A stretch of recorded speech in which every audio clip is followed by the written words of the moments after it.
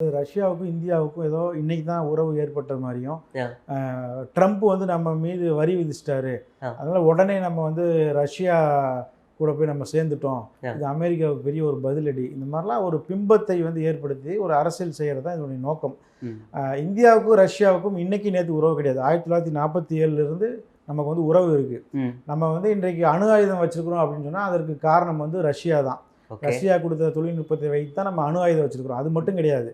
இந்திய ராணுவத்தை வந்து வலிமைப்படுத்துவதற்கு வந்து நிறைய உதவிகளை ரஷ்யா தான் தொடர்ந்து பண்ணிகிட்டே வராங்க. இந்திரா காந்தி காலத்தில் அந்த நட்புணர்வுங்கிறது ரொம்ப ஸ்ட்ராங்காக இருந்துச்சு. சரிங்களா? இப்போ இடைப்பட்ட காலத்தில் வந்து நாம் வந்து ரஷ்யாவோடும் சீனாவோடும் கொஞ்சம் சீனாவோட எப்போவுமே நமக்கு பெருசாக நல்லுறவு இல்லை.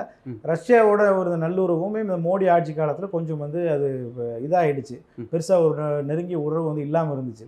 இப்போ என்னன்னா இந்த உக்ரைன் ரஷ்யா போர் ஆரம்பித்த உடனே ரஷ்யாவுக்கு அதனுடைய எண்ணெயை வந்து விற்பனை செய்ய முடியாத ஒரு சூழல் ஏற்பட்டுருச்சு.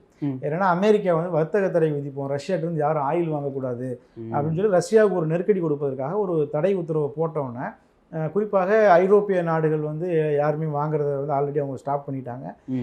மூன்றாம் உலக நாடுகள் வாங்கிட்டு இருந்தவங்களையும் நிறுத்த சொல்லி அமெரிக்கா வந்து ஒரு அழுத்தத்தை கொடுக்குறாங்க. அப்போ இந்தியா மட்டும் அதை ஏற்றுக்கலை.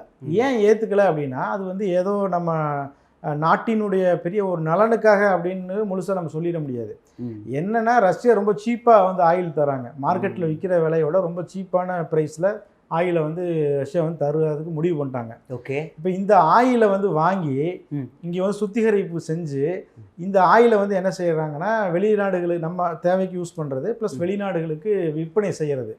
இந்த வேலையை இங்கே யார் செய்கிறாங்கன்னா நம்ம இந்தியாவினுடைய எண்ணெய் சுத்திகரிப்பு நிறுவனங்கள். அவங்க வந்து ஒரு பக்கம் என்ன செய்கிறாங்கன்னா சீப் ரேட்டில் வாங்குறாங்க, வாங்கி சுத்திகரிப்பு செஞ்சு நம்ம இந்திய மக்களுக்கே வித்துடுறாங்க. அப்படி விற்கும்போது ரொம்ப சீப் ரேட்டில் வாங்குறவங்க அப்போ பெட்ரோல் விலையை குறைக்கணுமா இல்லையா? பெட்ரோல் விலையை குறைக்கல, அது அதே ரேட்டில் தான் இருக்குது.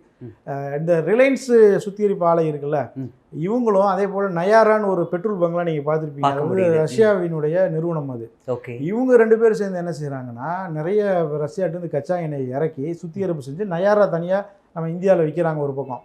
ரிலையன்ஸ் என்ன பண்ணுறாங்கன்னா அதை வந்து வெளிநாடுக்கு விற்கிறான், திரும்பி அமெரிக்காவுக்கே விற்கிறான். அமெரிக்காவுக்கு ஐரோப்பிய நாடுகளுக்கு விற்கிறாங்க. இந்திய தொழில்துறையினர் மிகப்பெரிய அளவில் பாதிக்கப்பட போகிறாங்க.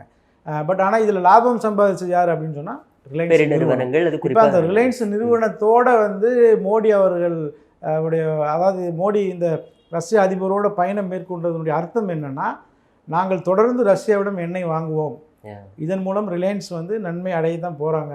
அப்போ ரிலையன்ஸோட ஒரு பினாமியா தான் இவர் வந்து அங்க ஒரு ராப்போ கிரியேட் பண்ணி வச்சிருக்காருன்னு. ஆமா ஆமா, திருப்பூர் தொழில்துறையை சேர்ந்தவங்க இதை ரொம்ப தெளிவா சொல்றாங்க.